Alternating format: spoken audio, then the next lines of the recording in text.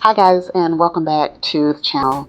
So for today's video, I'm going to show you 3 different things that I do for the cold and the flu season for my family.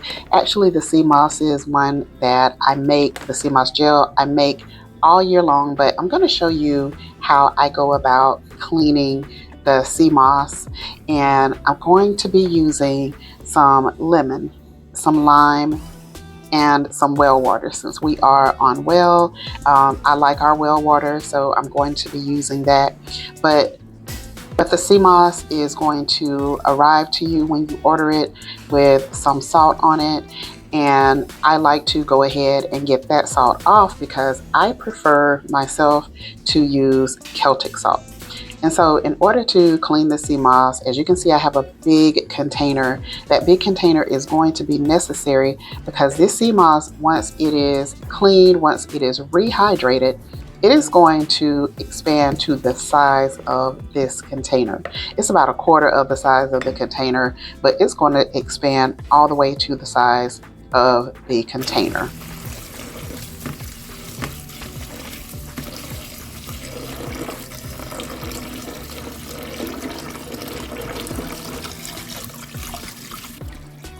Okay, you may be able to see at this point that the water is pretty cloudy, and that is the salt being rinsed off of the sea moss. And that's the reason that we want to go about doing the rinse. So we're going to rinse in the beginning, and we're going to put a second layer of water in there, and we're going to go through rinsing yet again because we definitely want this, as much of this salt off of there as possible, because I just prefer using Celtic salt. I prefer just taking some Celtic salt in with some water before I utilize it, because I know that's like the salt that is full of lots of, let's just say lots and lots of minerals. I don't know exactly how many minerals it has in it, but it's really a complete source of minerals. So that's why I prefer the Celtic salt. Of course, you can use pink Himalayan if you like. You can use sea salt, whatever, but I just prefer to use Celtic salt. And I'm going to rinse this until it is looking pretty clean.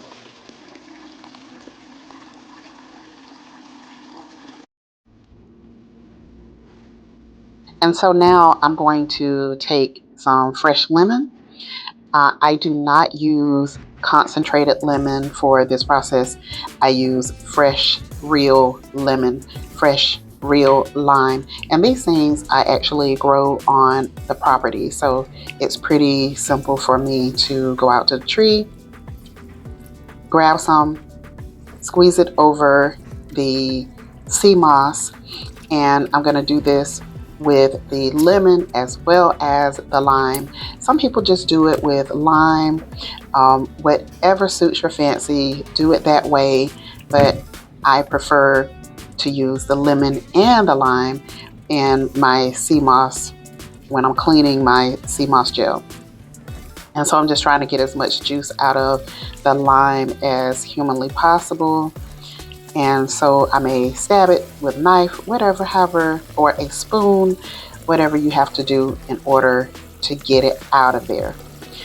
Then you squeeze it over into your sea moss, and we're going to go ahead and fill the sea moss all the way to the top of this container with water so that it'll have room to expand. It's going to really expand to the top of this container. And so that is the way that I clean my sea moss. And after that, all I do is put it in the NutriBullet and blend the other piece of the lemon and lime together in order to make my sea moss gel. You can put whatever type of fruit that you want in there. All right, so here we are moving on to the tinctures, and I'm going to use some aloe vera gel in my tinctures this time. And I have this plant in my house. I lucked out and found this beautiful aloe plant. It has actually a couple of pups in there with it that I'm going to have to remove and put in their own container so that they can really grow. If you've ever touched aloe before, you know that they have really sharp spikes on the side. And so I just take my knife to go ahead and remove those spikes from the side, just to keep me from getting hurt, keep me from getting stabbed. And I'm removing that end, just that little piece on the end there. And I prefer, again, you can do this whatever way you want, but I prefer to just sort of fillet it. And so I'm going to take the knife and then just run it right up under the green skin of the aloe, because I want to get at that gel, the aloe gel on the inside for this first tincture that I'm going to make. And I just run it as close as I possibly can to the inside of that top skin, and then that way I can get a full piece of aloe out of there, and I'll still have, you know, some of the delicious slimy piece that's left on the aloe plant, and I'll use that for another tincture, as well as the skin for another tincture. But for this particular one, I just want that gel. I just want that slimy gel on the inside. And let me know in the comment section if you use aloe for anything. I think I'm about to start using the aloe on my face. I saw the comedian Monique talking about using the aloe on her face every day, and it makes her skin look amazing and so young, and it's supposed to have some of those properties that can help you to not wrinkle so fast and all of that stuff. And I am behind the 8 ball on that. However, I want to definitely start using the aloe in many ways, including topically. I used to use it on my hair all the time, which is one of the things that led me to growing the aloe myself, because I just wanted to make sure that, as always, that we're getting the most organic that we can in our food, in our herbs, and our vegetables. So I just am taking this and I'm going to put it inside of the mason jar, because this is where I'm going to house my tincture. And so look up some of the benefits of aloe. There's only so much that I can say on this platform, because it's not my platform. This is somebody else's, and they say that there's certain stuff that we can't say. We can't tell you a lot of the benefits that things do. I don't want the smoke, so I just stay away from it, and I'll let you Google it and look up some of the stuff yourself, do some research.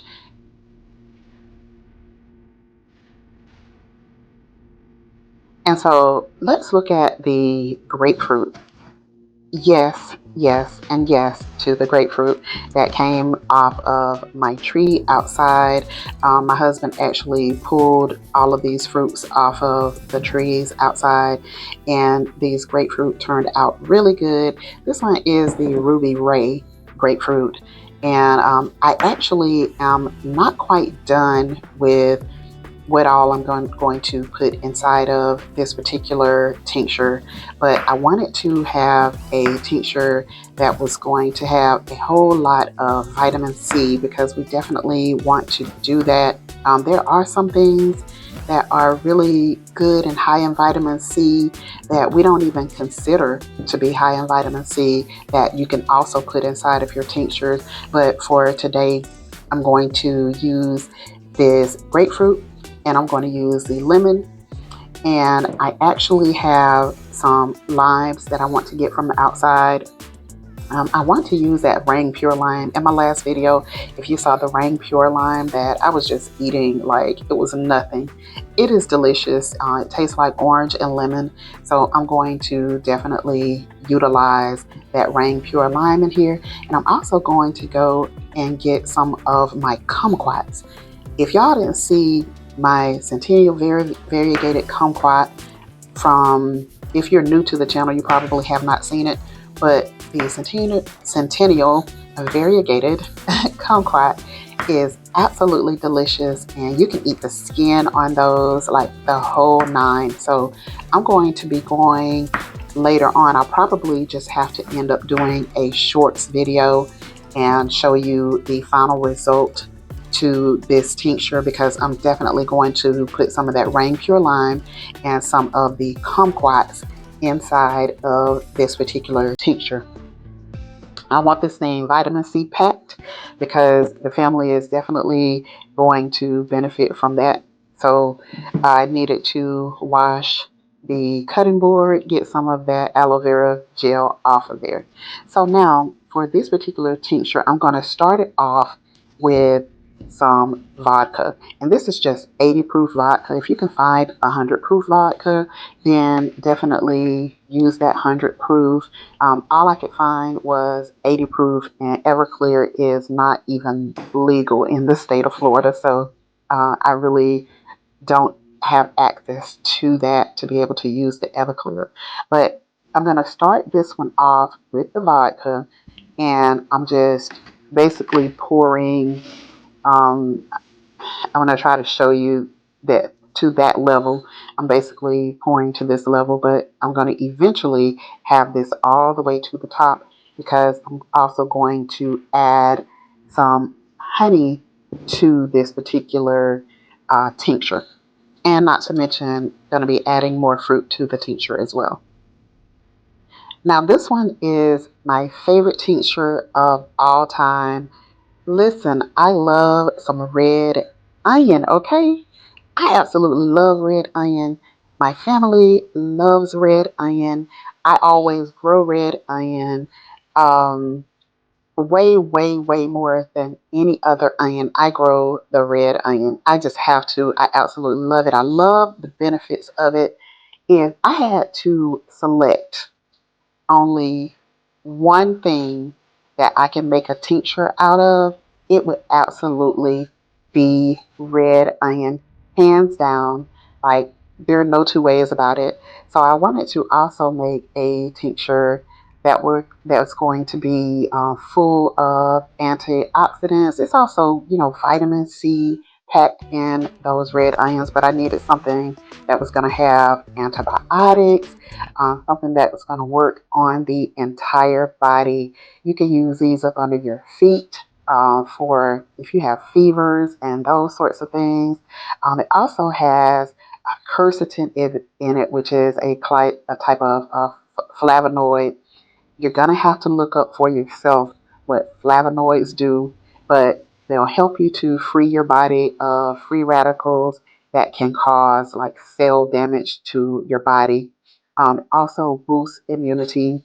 Got the vitamin A and the vitamin C in it. Promotes a healthy digestive system, which is why we cook with it all the time.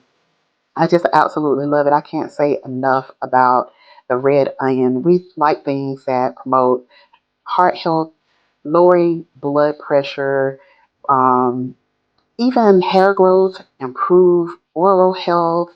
We love these type of things. Can help you with gum disease, toning your skin.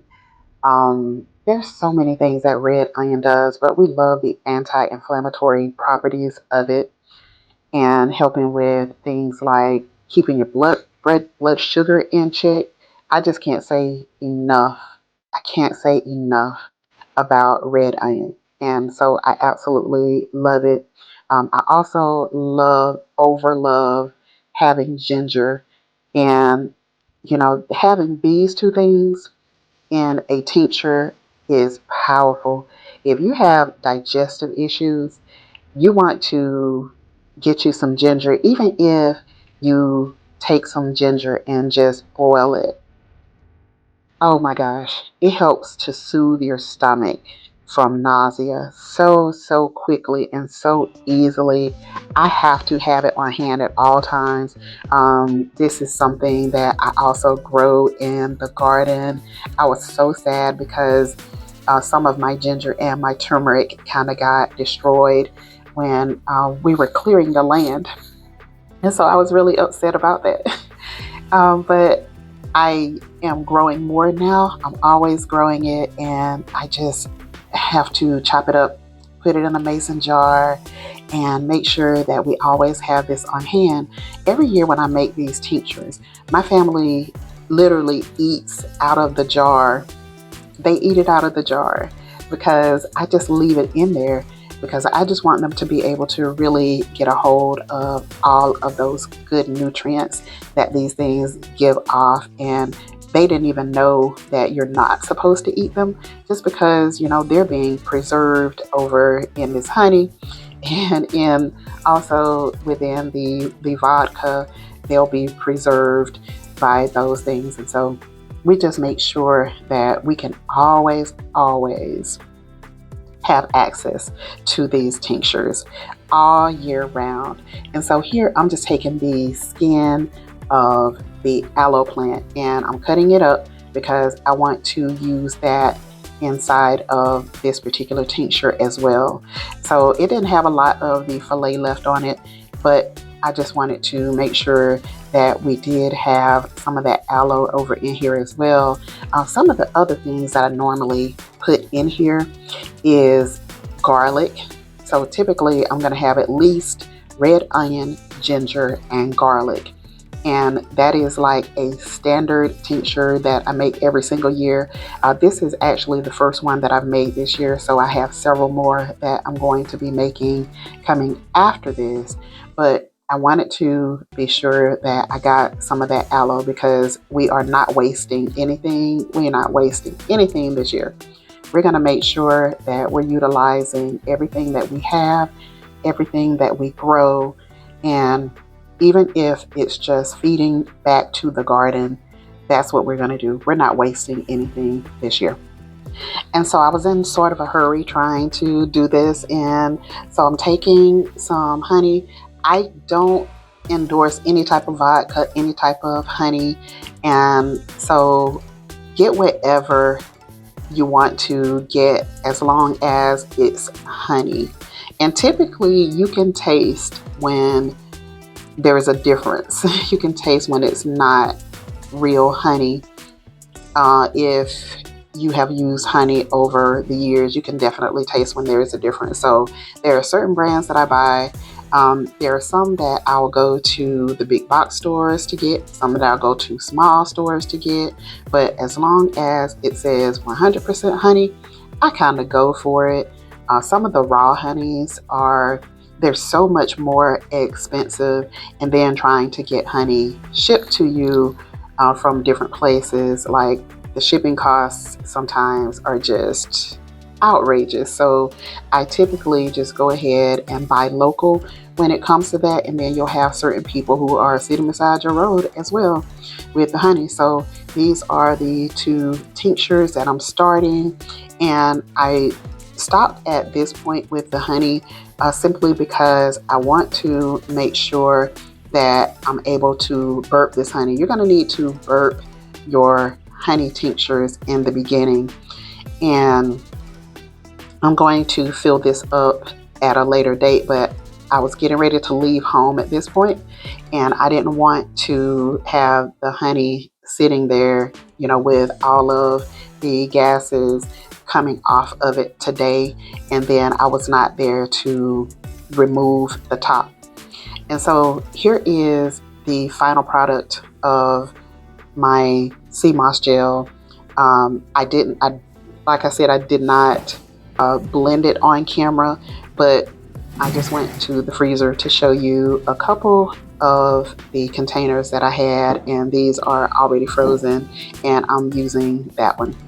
So thanks for watching. I hope this was helpful, guys. I really do.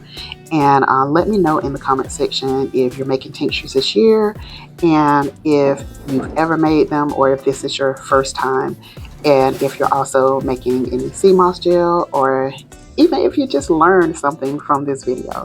Just let me know in the comment section. I really appreciate it. I'm going to take my sea moss gel and take myself on off for my day. So thanks for watching, and I'll see you guys on the next video.